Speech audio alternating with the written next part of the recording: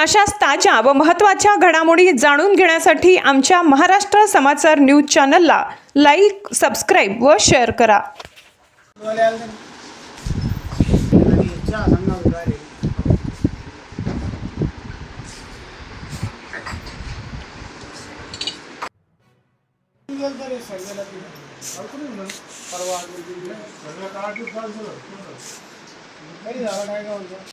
कशाबाबत ठेवलेली आज बैठक नाही ठेवली.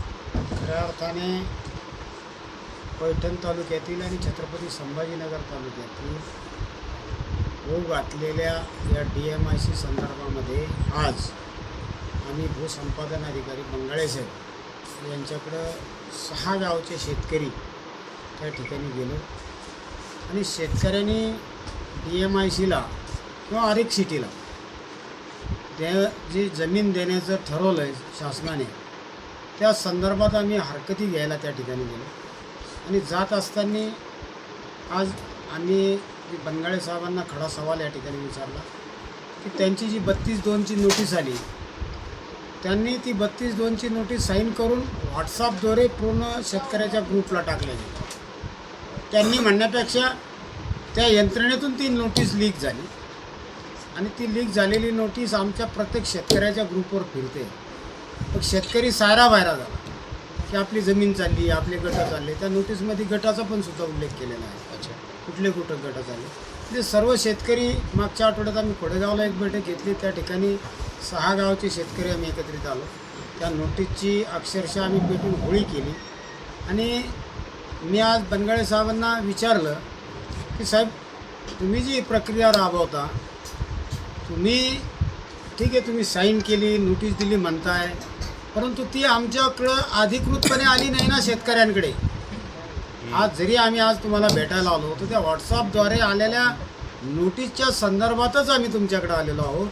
आम्हाला शेतकऱ्याला विश्वासात न घेता किंवा शेतकऱ्याचं म्हणणं ऐकून न घेता डायरेक्ट त्यांनी ती नोटीस 32/2ची पाठवली.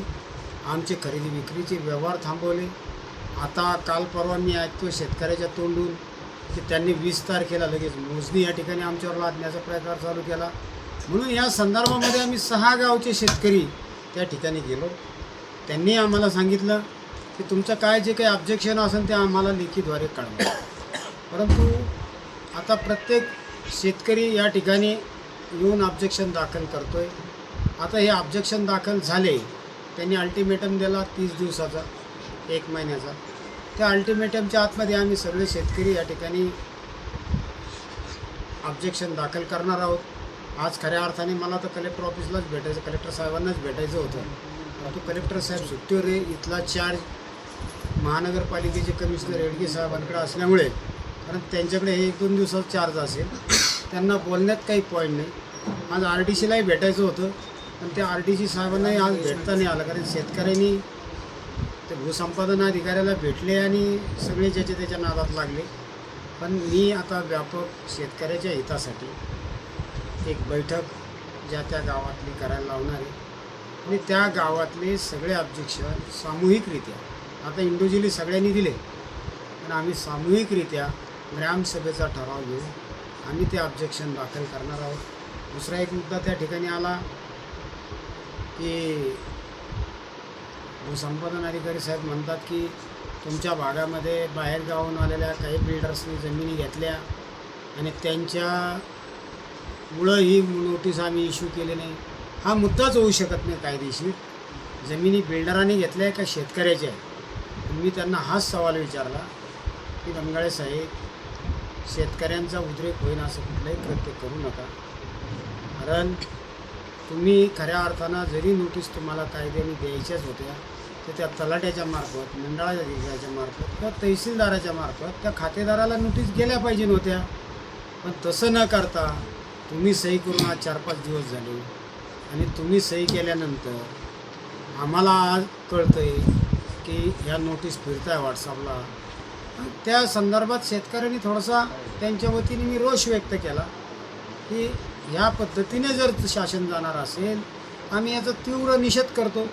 ठीक आहे ना, काय विषय असेल, कायदेशीर बाबी ज्या काही असतील, शेतकरी समजून घेईल, आम्ही समजून घेऊ कार्यकर्ते, आणि सरकारनेही ते समजून घ्यावं. परंतु तसं न करता एक वेगळा मॅसेज शेतकऱ्यांमध्ये निगेटिव्ह गेला आणि शेतकरी सैरावैरा झाला. आणि त्या ठिकाणी शेतकरी आज मी त्यांना सांगितलं, जर अशीच पद्धत शासन म्हणून जर आपली राहिली, यांना काही मुख्यमंत्री सांगते का असं करा, यांना काही महसूल मंत्री सांगते का असं करा, पण अधिकारी लेवलवरच ताळमेळ नाही. ते म्हणते माझी नोटीस सही झाली आणि मला माहीत नाही ती व्हॉट्सअपला कोणी टाकली. अरे असं कसं होऊ शकतं? तुमची नोटीस साईन झाल्यानंतर तुम्ही कायदेशीर 2 दिवसाची त्याच दिवशी जाहिरात द्यायला पाहिजे नव्हती, शेतकऱ्यांना आव्हान करायला पाहिजे नव्हतं. तुम्ही अधिकृतरित्या तलाठ्याच्या मार्फत त्या शेतकऱ्याच्या त्या खातेदाराला त्या नोटीस पाठवायला पाहिजे नव्हत्या. परंतु तसं न करता वेगळ्याच पद्धतीने शासन चाललं आहे.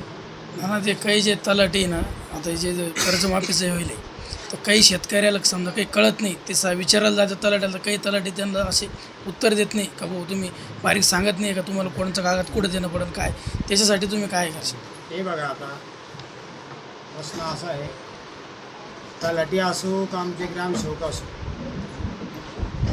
हे सध्या फार मोठे लोक झालेले. त्याला कारण सांग, 3-4 वर्षे प्रशासन होतं. त्या प्रशासनाच्या काळात कोणाचा कंट्रोल नव्हता, जो प्रतिनिधी नव्हते खालच्या लेवलला, आमदारापासून वर प्रतिनिधी होते.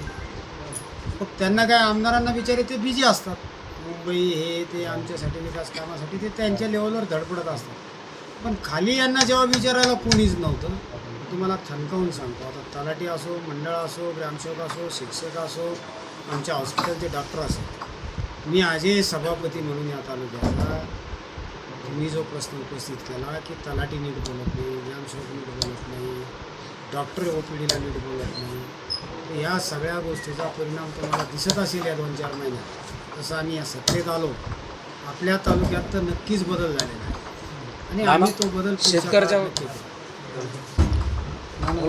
राज्यामध्ये आपलं सरकार आहे, तर तुम्ही शेतकऱ्यांचे प्रश्न घेऊन आता तुम्ही समोर आले.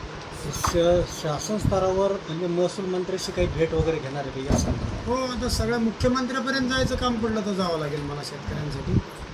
हो, माझं सरकार म्हणजे शेतकरी आहे. माझं सरकार कोण आहे? आम्ही शेतकऱ्याला सरकार आहे, सरकार मानणारे लोक आहोत. तुम्ही बारीक बारीक गोष्टी तिथं मुद्दे मांडशाल का? हो, कारण शेतकऱ्याला अडचण होईल. A to Z. काहीचे नावं आले, काहीचे नाही आले, काही पैसेवाल्याचे नावं आले, जे गरीब आहे त्याचे नावं नाही आले. त्याच्या त्याच्यासाठी संदर्भात बोल. हे आपलं याच्यामध्ये यादीमध्ये कर्जमाफी हां, कर्जमाफी एप्रिल 2019 नंतर जो शेतकरी थकीत आहे त्याला सगळ्या लोकांना कर्जमाफी झालेली आहे. ठीक आहे, आता त्याच्यामध्ये चुकून अपवाद म्हणून 1-2% जर कुठं काही असेल तर आता ते शेतकऱ्याला आम्ही सांगितलेले आहे, तुम्ही सविस्तर EARकडे, DDRकडे आणि तहसीलदाराकडे आपली कंप्लेंट द्या आणि त्याचे अर्ज द्या. त्या गावातल्या त्या पुढाऱ्याला, कुठल्याही पक्षाच्या पुढाऱ्याला त्याच्या अर्जाची कॉप्या द्या. तो पुढारी त्याच्यासाठी येऊन तहसीलदाराशी चर्चा करेल, कलेक्टरशी चर्चा करेल, आम्ही सुद्धा तहसीलदाराशी, DDRशी, EARशी चर्चा करू आणि जे नियम काय घालून दिला एप्रिल 2019 नंतर, आणि असा जर शेतकरी त्याच्यातून वंचित राहत असेल तर त्याला न्याय देऊ. जाता जाता काय संदेश देणार शेतकऱ्यासाठी, काय संदेश देणार? शेतकऱ्याला एवढंच सांगणार, हिंमत हारू नका, आम्ही सगळे तुमच्यासोबत आहे. कुठपर्यंतही लढा द्यायचं काम पडलं तरी आम्ही खंबीरतेने शेतकऱ्यासोबत आहे. ओके.